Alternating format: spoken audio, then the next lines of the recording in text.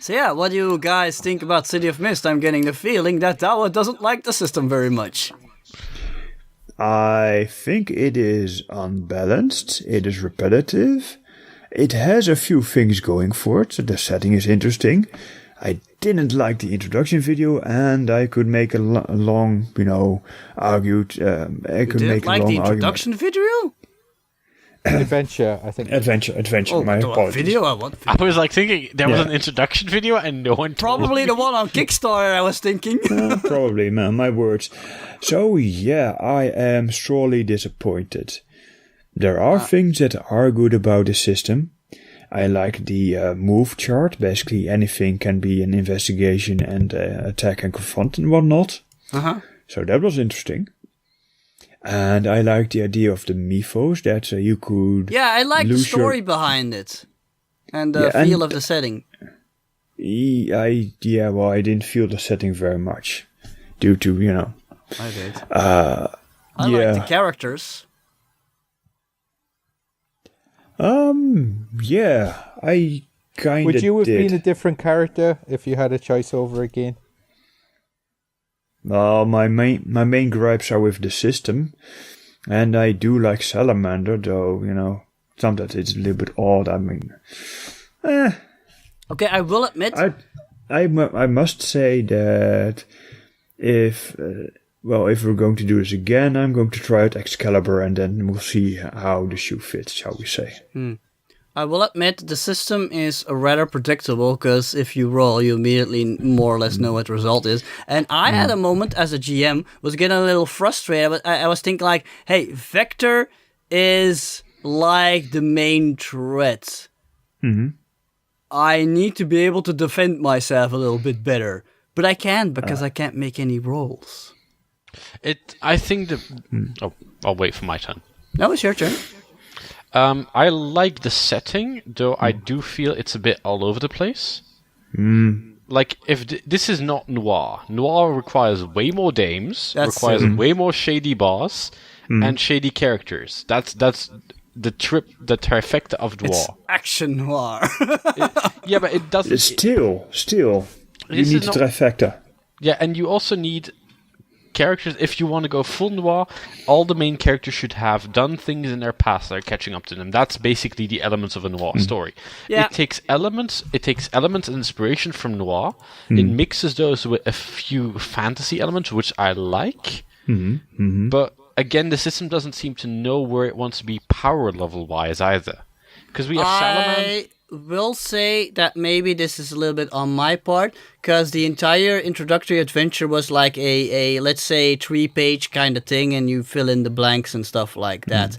But the whole plot of the Infection Club and Vector, and so by the way, she was called Veronica Chang. You never learned her name. Yeah, that's all from the actual product, and the whole Helix Lab involvement and stuff like that. Yeah, you actually did it. You could have investigated Global Genetics, which were the people who did the blood test, and Helix Lab itself. But yeah, you kind of skipped that part. Actually, we only heard about these names when we questioned Veronica at the very end. Yeah, but that's because you never went to the fancy school. Yes, because, security. Anyway. It's kind of... I agree with my colleague here. I think it's just the game has... And the power curve thing also applies to the tags. Because you have tags that are extremely, extremely useful. I could use my armor on nearly every reaction roll, because armor is flippin' amazing. Growing muscle is amazing as well. Growing tentacles is... Like, all the things that I had were physically useful. In a situation where there's physical violence, or I need to do something physical, bam. And we have Salamander who can make fire. We have Declan who can change... reality? I mean, that's... I need to add something to this. That's really big tag. And then you have tags where you go, okay, city official, or, business contacts, which are very, very situational. Okay, may I? Sure. I had problems with the weakness tags, because especially Dao was complaining about is that he never got any attention. That's because his weakness tags are not very broad. Exactly. Like, and for you instance, the basically weakness you stack level. of his whole firepower thing is weaker in dry conditions. Yeah. While Which, you Mitosis know, has trouble to retain growth and monstrous, which can be brought up constantly. Same thing Yes. goes for Declan's no conscious control of dreams. But that wasn't what I meant. No, Well, but that's what I mean. That's what bothered another me. point.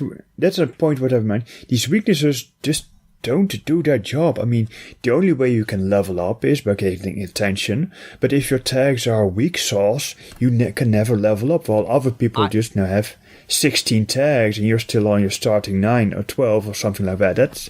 That really builds up quickly. I will say this is the starter set though, so maybe they'll build on or expand or maybe change some of the rules in the actual book. I don't know.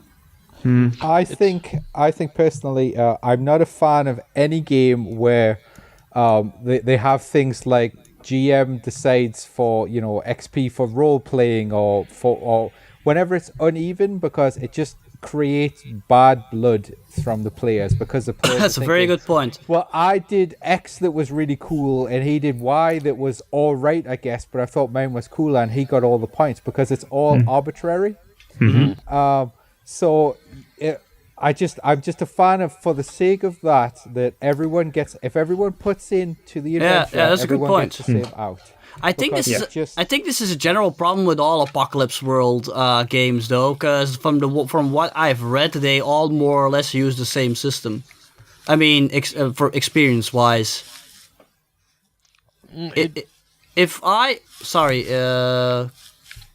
You have something to bring? Usually with Apocalypse Worlds, I remember that it's usually based on something fairly open. I think Apocalypse World you usually level when you take risky rolls and shit.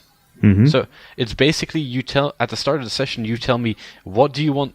One player and the GM tells a player, this is what I want to see. These rolls I want to see from you, like usually hot and cold or cool and hard.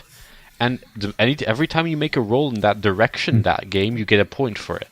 So it's not arbitrary, because it basically comes down to the GM telling you, okay, you gun logger, I want to see you be hot today. I want to see you try and convince people and not use your gun constantly. And don't you think then, though, you could get people trying to game it? Because that's not necessarily... during the adventure, that's not necessarily going to fit how your character should act or how he should act I actually to help agree. the group. Because you're trying to be the hot shot, Yeah, you're trying to get agree. all the points, but... I agree that you can always game a system. And that, again, Not to for me XP, though. Yeah, but let me continue. There are games in which you are playing a Debate. very statistically rigid game. Think D&D 3.5. Every instance, monster you kill gives you X amount of XP, and you have X amount of XP to level, because and you have the entire challenge rating system. It's a purely mechanical system of curbing power level. You have more narrative systems like Apocalypse World, Blades in the Dark, 7th C 2nd edition, where you get XP for doing story elements.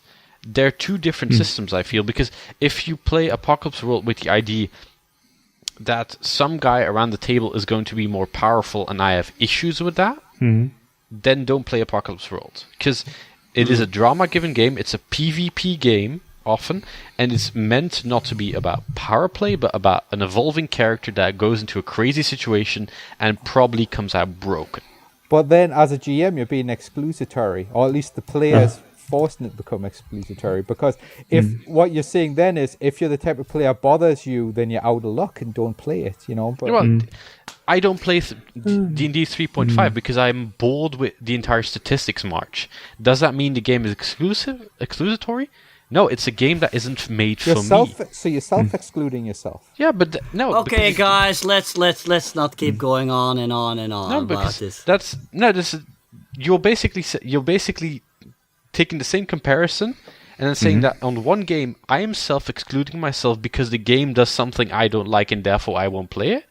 And then when they make the same argument that Apocalypse World does something you don't like, and therefore, if you don't like that kind of thing, then perhaps you should not play it. You say the game is excluding you. You can't take both, which is the same exact statement, and then say one is excluding and one is I'm self-excluding in that game.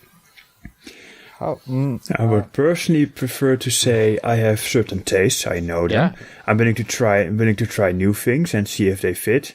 And apparently, this system, which is kind of like Apocalypse Worlds, I guess. It's not. It's powered by the Apocalypse. It's like based on the system. It Little is like based on the Dungeon World is too.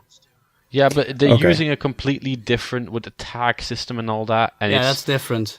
it's less. Apocalypse World in itself is very PvP because usually you have a few main actors, which are the players, and Okay, may I stop here? So basically, I don't like the system at all. There's a few things which I like. For instance, the fact that your identity can erode and devolve. It reminds me of Call of Cthulhu, which I never played. But still, I like that idea behind it. There are good points, but they're outweighed, in my opinion, by the bad points, which means I'm not going to play this game again. yeah, But, that's my preference, that's my choice. And and people that love this game, go right ahead. I said there's a lot of good in it. Go play it. I had fun with the story, though. I thought the ending was good. I think had it's fun. a grab bag of good things. I think there's a grab bag of good, like some of the character stuff, bits of the story, bits of how the system works. It's got good ideas mixed through. It just doesn't make a good whole. Also, I don't think- blame everything on the creators of the game, because I ran the adventure and I might have made some mistakes here and there. I don't know. I try Radio not to Multiverse level. is- I do try not to level criticism at you at this point. So yeah. In any case, if Disclaimer by RadioMultiverse, this game might perfectly work for your group and your personal playstyle. We tried it, we have our opinions, but that doesn't mean it's a bad game. It is just not for everyone. Thank you very much. I will say though that I think Sean brought up a valiant, Valiant point. The point. no, not a valiant point, a valid valuable. point. That's the word I was looking for. English. I speak very good. In any case, if we're ever gonna return to this type of system, I mean, like powered by the Apocalypse, like I am toying with the idea of maybe one day trying out Dungeon World. I will take a look at the experience system, though. I think maybe it's a lot more fair and just prevents a bunch of bullshit between people to just have experience all at the same moment. But yeah, we'll see. We'll see. Who I wants do the think hassle? You know, I- who wants hassle in a gaming group? You don't want it. I didn't really like. I have to admit, I didn't really like the system all that much, but I do like the setting. I don't really like the I think- setting of the game. That's my And the main. characters. I think that's the main beef I have. The setting, the idea, the concept has so concept much is cool. potential. Yeah. Most It just breathes potential to me. But in this, I didn't feel that it was doing itself justice. Like, Indeed. I mean, in this, for instance, adventure, the only time I got really connected with the whole setting was during the last fight where the mist rose up, which actually did nothing, but it was really cool idea. Actually, it did do something. It shrouded the monstrosity Yeah. from the Black Ops agents. True. But still, that's the only time I've actually felt I was in a city. The other times it was just, could have been Deventer, which is a couple of kilometers from here. And That's actually a good point. The whole city setting isn't really developed, and you're supposed to like fill in the blanks yourself. Maybe it's the adventure. There was one other one that was. There was also another introductory adventure, but that was kind of Halloween themed, and I thought that, seeing the time of year it is, I thought that wouldn't be appropriate to run that one.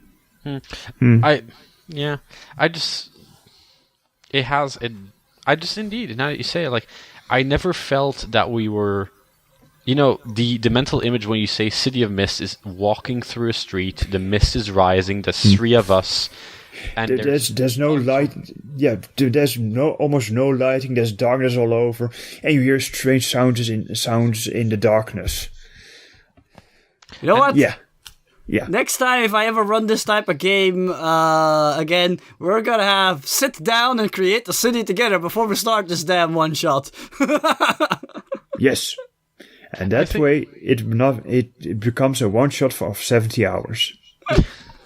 Yeah, but again, I think it has good ideas. I don't think a playbook structure is a good idea for a game in which I would have loved to build my own character. Like the idea of like you playing mythical people touched by legends is crying out for a good character generator, a good character that's going to be concept. included in the full book. I thought they Good for them. Good for them, because I thought it was playbook structure, because Apocalypse World is always almost playbook structure. Yeah, but it's kind of easy to build your own characters with the system, since the tags are just a bunch of words. And balancing issues, but yeah, sure. Well, the tags Balancing, probably schmalancing. You clearly have never played a Quacks game with us before. Yep. But if I look at this game, you can have all these, cards, and you can have just a bunch of 30 odd cards, and just choose if you want to be a heartthrob, Antiquarian, for instance. Just switch two out, and you have a different character. Oh, there is one thing I'm really crazy about, and that's the graphic design of City of Mist. All the art looks great. The design of the PDF is great. This is a gorgeous product. I'd love to have the book just to be able to look at it. That's kind of why I bought Feng Shui too, because it's a very pretty book. Yeah, It's a shiny book. it is pretty. I grant you that. Yes. I like the use of the color purple all over the place. So is that official now? Ramses buy books for the pretty pictures. Sometimes. That now goes on the wiki. Ramses buys book for pretty pictures. No, I just appreciate good graphical design, because I know this shit costs a lot of money. So I have respect. I have respect for it. Also, the character sheets look fucking gorgeous.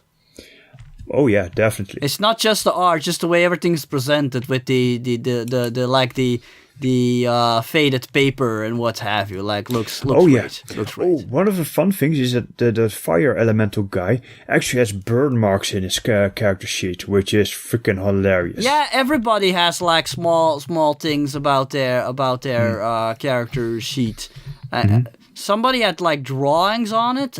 Was that Kitsune, was it I Flickr guess. or Kitsune? I'm not sure. I think it was Flickr. Really? Huh. Yeah, I'm not 100% certain. But anyway, let's round off this entire debate of who or what is better. Also, I quickly also want to state that this map, I completely made it myself. Thank you. Well, that is a very good map. Yes. We are pleased by your maps. with, Indeed. The fire was awesome. Yeah, with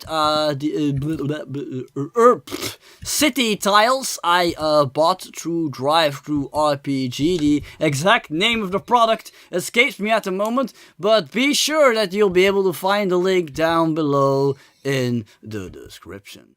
And that takes us to the end of yet another episode of RadioMultiverse RPG.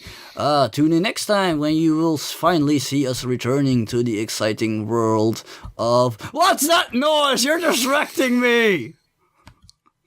Somebody is Stop messing that. around with my character sheet. Yes, okay, we're gonna return to the exciting world of Masters of UMDAAR. Oh my god, make that noise stop.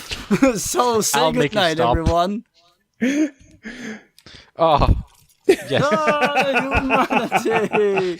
You broke the universe. The huge manatee. Say goodnight, so I can end Good night. this madness. Good night, everyone. Good night, night. everyone. Embrace the madness. And we hope to see you again next time with with another episode of RadioMultiverse RPG with Masters of UMDAAR. Until next time, keep on rolling those dice. We broke Ramses. Almost.